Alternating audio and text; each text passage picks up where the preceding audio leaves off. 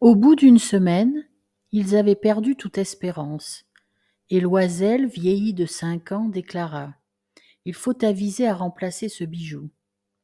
Ils prirent le lendemain la boîte qui l'avait renfermée et se rendirent chez le joaillier, dont le nom se trouvait dedans.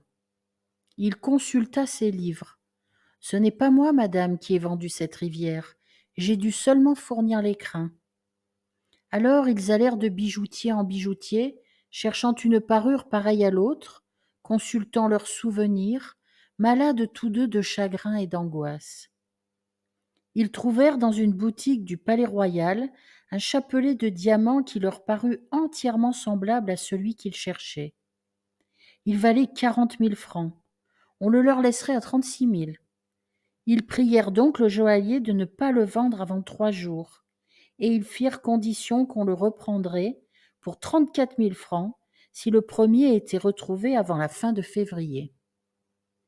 Loisel possédait 18 000 francs que lui avait laissés son père. Il emprunterait le reste. Il emprunta, demandant 1 000 francs à l'un, 500 à l'autre, 5 louis par-ci, 3 louis par-là. Il fit des billets, prit des engagements ruineux, eut affaire aux usuriers et toutes les races de prêteurs. Il compromit toute la fin de son existence, risqua sa signature sans savoir même s'il pourrait y faire honneur, et, épouvanté par les angoisses de l'avenir, par la noire misère qui allait s'abattre sur lui, par la perspective de toutes les privations physiques et de toutes les tortures morales, il alla chercher la rivière nouvelle en déposant sur le comptoir du marchand 36 000 francs.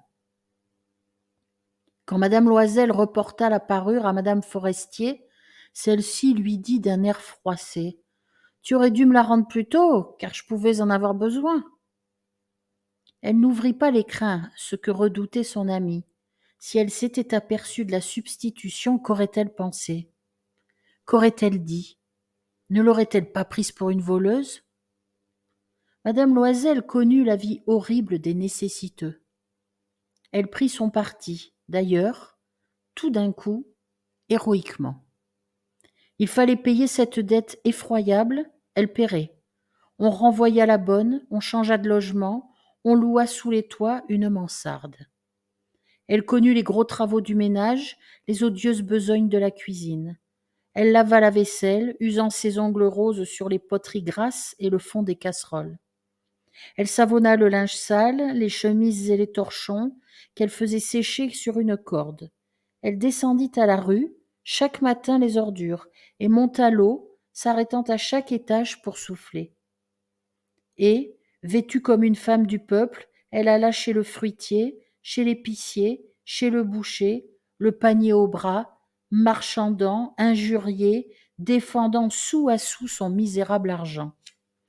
Il fallait chaque mois payer des billets, en renouveler d'autres, obtenir du temps. Le mari travaillait le soir à mettre au net les comptes d'un commerçant, et la nuit, souvent, il faisait de la copie à 5 sous la page, et cette vie dura 10 ans.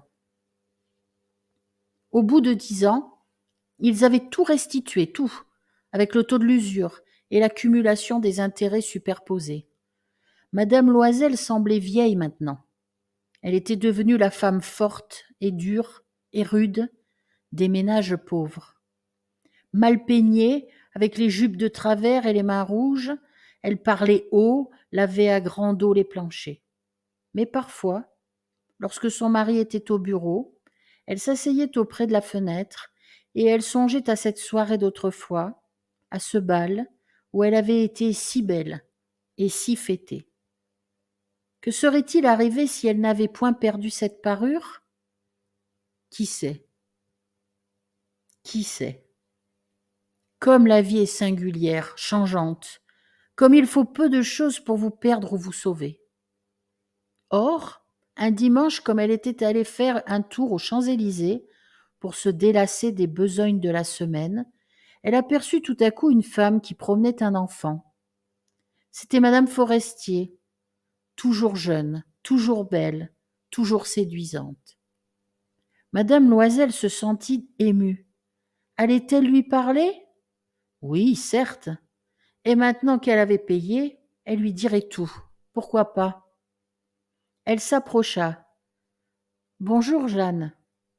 L'autre ne la reconnaissait point, s'étonnant d'être appelée ainsi familièrement par cette bourgeoise. Elle balbutia. Mais, madame, je ne sais, vous devez vous tromper. Non, je suis Mathilde Loisel. Son amie poussa un cri. Oh, ma pauvre Mathilde, comme tu es changée. Oui, j'ai eu des jours bien durs depuis que je ne t'ai vue, et bien des misères. Et cela à cause de toi. De moi? Comment ça? Tu te rappelles bien cette rivière de diamants que tu m'as prêtée pour aller à la fête du ministère? Oui, eh bien, je l'ai perdue. Comment, puisque tu me l'as rapportée? Je t'en ai rapporté une autre toute pareille. Et voilà 10 ans que nous la payons. Tu comprends que ça n'était pas aisé pour nous, qui n'avions rien. Enfin, c'est fini, et je suis rudement contente. Madame Forestier s'était arrêtée. Tu dis que tu as acheté une rivière de diamants pour remplacer la mienne? Oui, tu ne t'en étais pas aperçue, hein? Elles étaient bien pareilles. Et elle souriait d'une joie orgueilleuse et naïve. Madame Forestier, fort émue, lui prit les 2 mains. Oh, ma pauvre Mathilde! Mais la mienne était fausse. Elle valait au plus 500 francs.